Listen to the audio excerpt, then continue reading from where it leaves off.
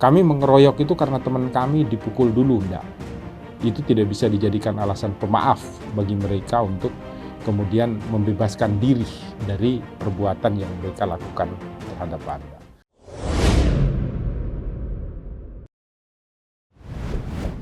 Salam Pancasila dan salam penegakan hukum.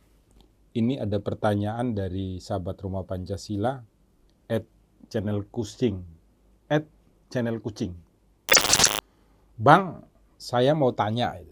Inti ceritanya adalah dia bertemu dengan seseorang, kemudian terlibat percecokan. Karena tersulut emosinya, maka orang ini dipukul oleh dia. Setelah dipukul, kemudian orang ini pergi, mungkin karena badannya lebih besar si penanya ini. Setelah pergi, datang kembali membawa beberapa orang. Kemudian dikeroyoklah dia. Dan akhirnya perkara ini dibawa ke kepolisian. Dan justru dia yang dijadikan tersangka. Padahal dia merasa dibuat emosi, dia mukul, kemudian dia justru dikeroyok.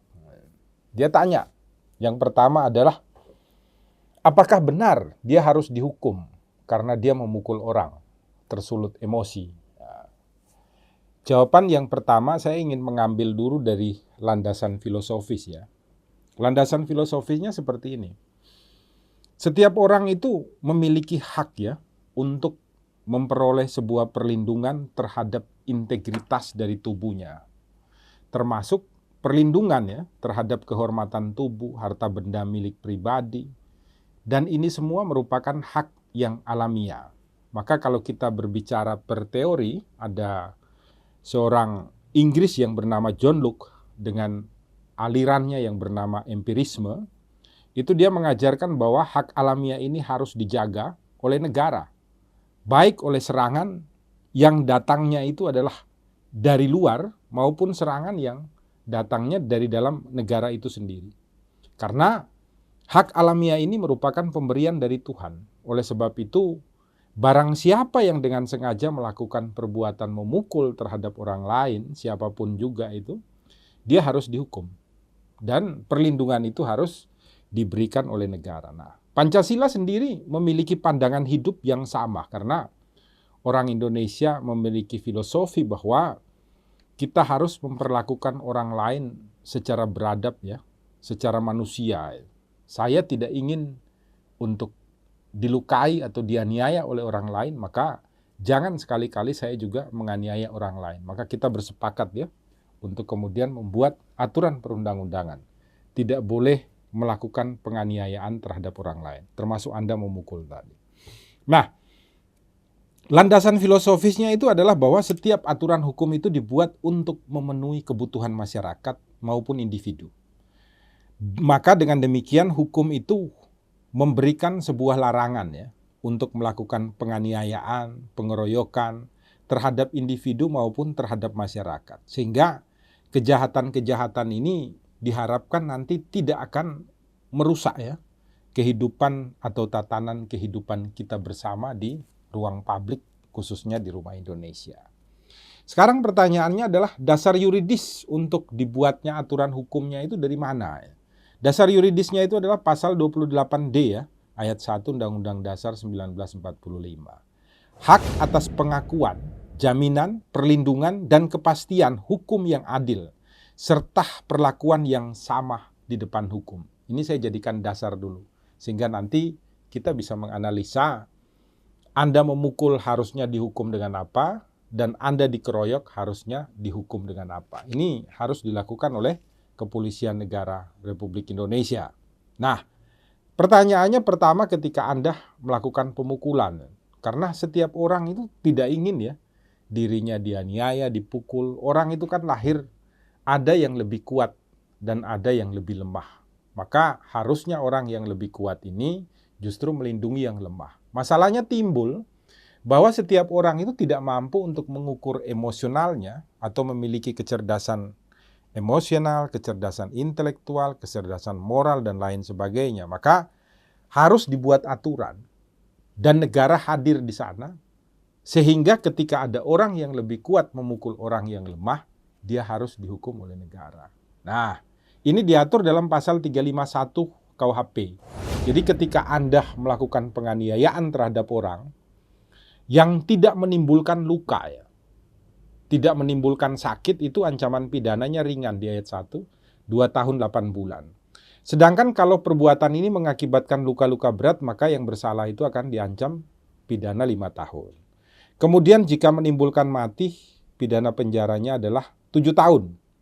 Nah, dengan penganiayaan ini termasuk merusak kesehatan ya, termasuk percobaan terhadap penganiayaan ini tidak dilakukan pidana.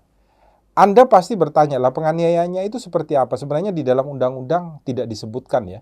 Tetapi R. Susilo di dalam bukunya itu mengatakan bahwa penganiayaan yang dimaksud di dalam ketentuan ini adalah penganiayaan yang menimbulkan perasaan tidak enak, penderitaan, rasa sakit ataupun luka yang diderita oleh seorang korban. Maka nanti dilihat penganiayaan yang Anda lakukan ini menimbulkan luka berat ataukah tidak, atau hanya luka ringan. Kalau luka ringan maka ancamannya hanya 2 tahun 8 bulan dan Anda tidak bisa dilakukan penahanan. Itu tadi, karena ada orang yang kuat, ada orang yang lemah. Kebetulan saat itu Anda yang kuat. Nah, kemudian yang terjadi berikutnya adalah orang yang Anda pukul pergi, dia bawa teman lagi datang, bukan bawa polisi, laporan polisi dan lain sebagainya, tapi dia bawa teman nih. Temannya datang mengeroyok Anda. Nah, pengeroyokan ini diatur di dalam pasal 170 ya, KUHP, yang mana di sana dikatakan barang siapa dengan terang-terangan dan dengan tenaga bersama ya, menggunakan kekerasan terhadap orang atau barang, diancam dengan pidana penjara paling lama 5 tahun 6 bulan. Ini saya baca ini ketentuannya dibuat oleh teman-teman advokat di Rumah Pancasila ya. Sehingga dengan demikian Anda berdasarkan peraturan perundang-undangan ini diberikan hak, diberikan kewenangan untuk melaporkan balik mereka terhadap pengeroyokan yang Anda alami.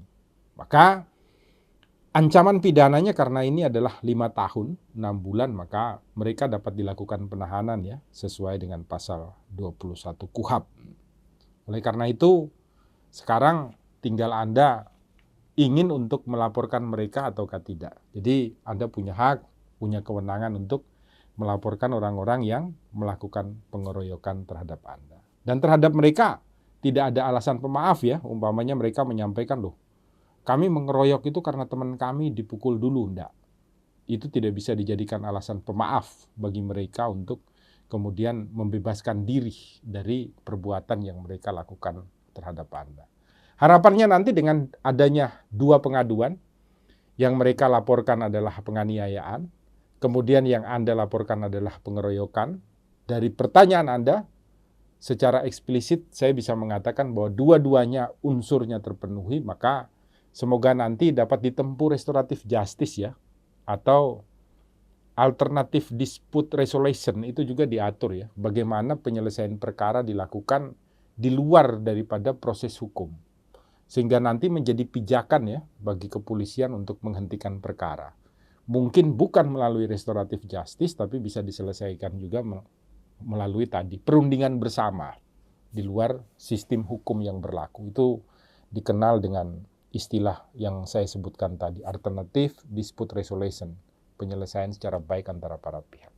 Itu jawaban dari Rumah Pancasila. Pesannya dari Rumah Pancasila adalah ketika Anda emosi jangan gunakan tangan Anda ya untuk memukul orang, kaki Anda untuk menendang orang, dan mulut Anda untuk mencaci maki orang, karena itu juga bisa nanti kenanya adalah pasal penghinaan ya, atau pencemaran nama baik, atau perbuatan tidak menyenangkan dan lain sebagainya. Buka mata, buka telinga, buka hati untuk selalu berbuat baik, berbuat cinta, berbuat kasih di Rumah Indonesia. Gunakan tangan untuk menolong, gunakan hati untuk mengasihi. Mari kita semua menjadi contoh teladan perbaikan Indonesia ke arah yang lebih baik. Salam Pancasila dan salam penegakan hukum.